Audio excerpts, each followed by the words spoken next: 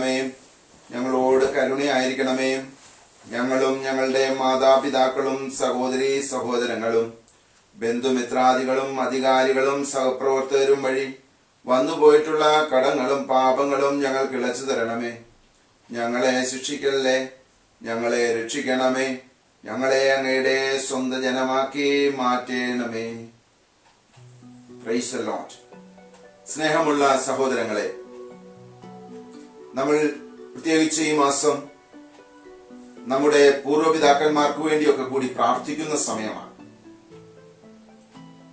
മരിച്ച വിശ്വാസികളുടെ ആത്മാക്കൾക്ക് മോക്ഷത്തിൽ ചേരുവാൻ കൃപയുണ്ടാകണമേ എന്ന് നാം പ്രാർത്ഥിക്കുന്നു. ശുദ്ധീകരണാത്മാക്കളുടെ വണക്കമാസം നാം ധ്യാനിക്കുന്നു.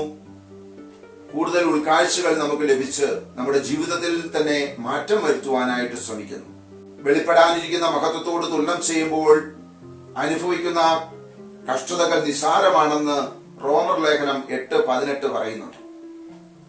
നമ്മുടെ ജീവിതത്തിലെ കുഞ്ഞു കുഞ്ഞു നഷ്ടങ്ങളും വേദനകളും രോഗങ്ങളും ദുഃഖങ്ങളും ഒക്കെ നമ്മെ വിശുദ്ധീകരിക്കുവാൻ വേണ്ടിയാണ് എന്ന് നാം തിരിച്ചറിഞ്ഞ് ആ വിശുദ്ധീകരണ പ്രവർത്തനത്തോട് താതാത്മ്യപ്പെടുമ്പോൾ നമ്മുടെ ശുശ്രൂഷ മനോഹരമാകും, നമ്മുടെ ജീവിതം മനോഹരമാകും. ഈശോ പറഞ്ഞു, നശ്വരമായ അപ്പത്തിനു വേണ്ടി അധ്വാനിക്കാതെ മനുഷ്യപുത്രൻ നൽകുന്ന അനശ്വരമായ അപ്പത്തിനു വേണ്ടി അധ്വാനിക്കുവിൻ എന്ന്. വിശുദ്ധ പൗലോസ്ലീഹ എഴുതിയ ലേഖനത്തിൽ മറ്റൊരു ഭാഗത്ത് ഇങ്ങനെ പറയുകയാണ്, ഞങ്ങൾ നശ്വരങ്ങളിലല്ല അനശ്വരങ്ങളിലാണ് പ്രതീക്ഷ വച്ചിരിക്കുന്നത് എന്ന്. ഞങ്ങളുടെ ക്ലേശങ്ങൾ നിസാരമാണ്, അത് ക്ഷണികമാണ്, എന്നാൽ അതിന്റെ ഫലം അനുപമമായ സൗഖ്യമാണ് എന്ന്. സ്നേഹമുള്ള സഹോദരങ്ങളെ, നമ്മൾ എല്ലാവരും വലിയ പ്രതീക്ഷയുള്ള മക്കളാണ്. We are not hopeless people, we are the people of endless hope. നമ്മൾ പ്രതീക്ഷയില്ലാത്തവരെല്ലാം വലിയ പ്രതീക്ഷയുള്ള മക്കളാണ് നമ്മൾ ഓരോരുത്തരും. ഈശോ പറഞ്ഞു, ഞാൻ പോകുന്നത് നിങ്ങൾക്ക് ഭവനം ഒരുക്കുന്നതിന് വേണ്ടിയാണ്. കാരണം പിതാവിന്റെ ഭവനത്തിൽ അനേക വാസസ്ഥലമുണ്ട്.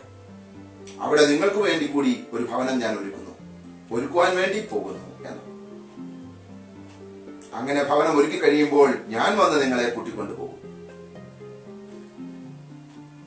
പിതാവായ ദൈവത്തിന്റെ ഭവനത്തിലായിരിക്കുവാൻ നാം വിശുദ്ധീകരണം പ്രാപിക്കേണ്ട അത്യാവശ്യമാണ്. ഓരോ സ്ഥലങ്ങളിലും ആയിരിക്കുന്നതിന് അതിൻ്റെതായ യോഗ്യതയോടെയാണല്ലോ നാം കടന്നു ചെല്ലുക.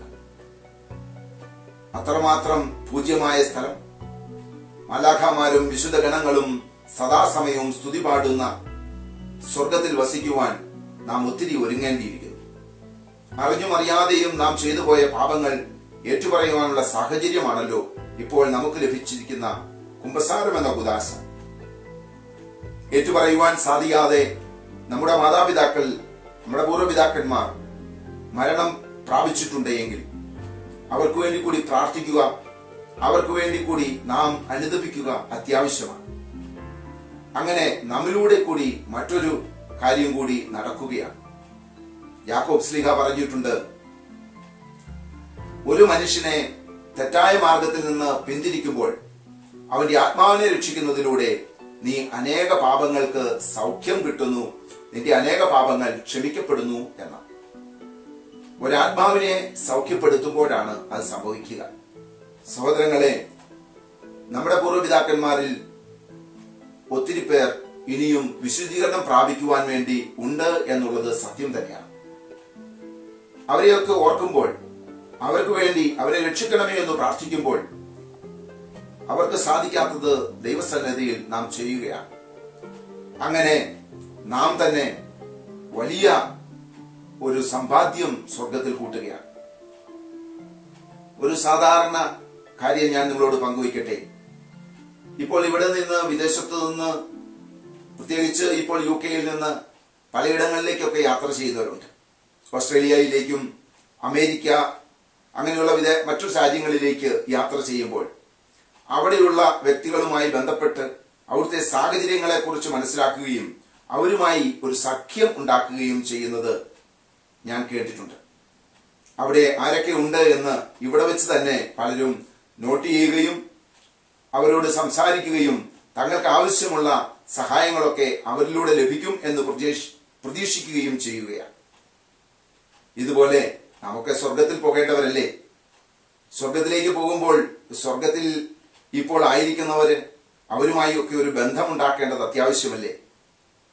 അവരുമൊക്കെ ആയിട്ട് ഒരു ബന്ധമുണ്ടാക്കുമ്പോൾ നമുക്കും വലിയ സൗഖ്യാനുഭവങ്ങളിലേക്ക് നീങ്ങുവാൻ സാധിക്കുകയില്ലേ? അങ്ങനെ നശിച്ചു പോകാത്ത വലിയൊരു നിക്ഷേപം സ്വർഗത്തിൽ കൂട്ടിവെക്കുവാൻ നമുക്ക് സാധിക്കട്ടെ. ഈ നവംബർ മാസം അതിനുള്ള മാർഗമായി മാറട്ടെ.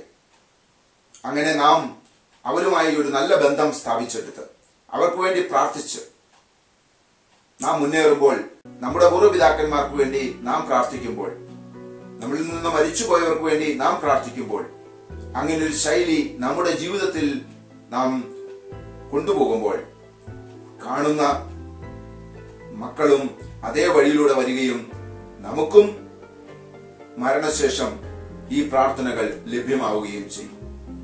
അങ്ങനെ ഒരു വലിയ ശുദ്ധീകരണം തന്നെ നമ്മുടെ ഇടയിൽ സംഭവിക്കുവാൻ ആഗ്രഹിച്ചുകൊണ്ട് നമുക്ക് പ്രാർത്ഥിക്കാം. ദൈവം നമ്മെ ഓരോരുത്തരെയും സമൃദ്ധമായി അനുഗ്രഹിക്കട്ടെ. ഹല്ലേലൂയ. യേശുവേ നന്ദി.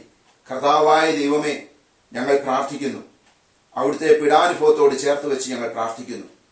അറിഞ്ഞും അറിയാതെയും ചെയ്തു പോയ പാപങ്ങളെല്ലാം അവിടുന്ന് വിശുദ്ധീകരിച്ച് ഞങ്ങളെ സൗഖ്യത്തിലേക്ക് നയിക്കണമേ.